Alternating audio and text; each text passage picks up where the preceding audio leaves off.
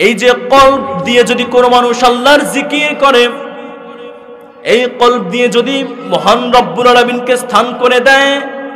এই কলব দিয়ে যদি মহান রব্বুল আলামিনের জন্য ভালোবাসা রাখে, মানুষের জন্য ভালোবাসা রাখে, তাহলে এই কলবের চেয়ে কোনো দাবি অঙ্গ আর শরীরের মধ্যে একটাও হতে পারে না। আর যদি কোনো মানুষ এই কলবের মধ্যে আল্লাহকে না রাখে, আল্লাহকে না রেখে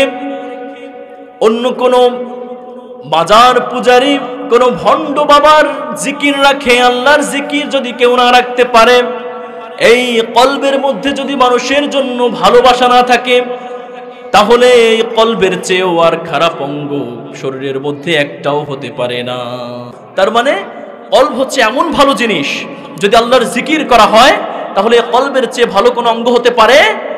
এজন্য আল্লাহ রাব্বুল আলামিন বলেন, আলা বিযিকরিল্লাহি তাতমাইন্নুল কুলুব, আমি যে তোমাদেরকে কলব দিয়েছি,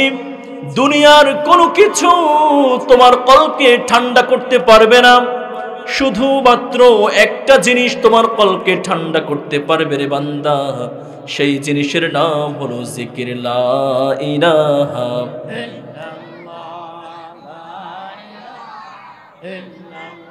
লা ইলাহা ইল্লাল্লাহু মুহাম্মাদুর রাসূলুল্লাহ সাল্লাল্লাহু আলাইহি ওয়াসাল্লাম।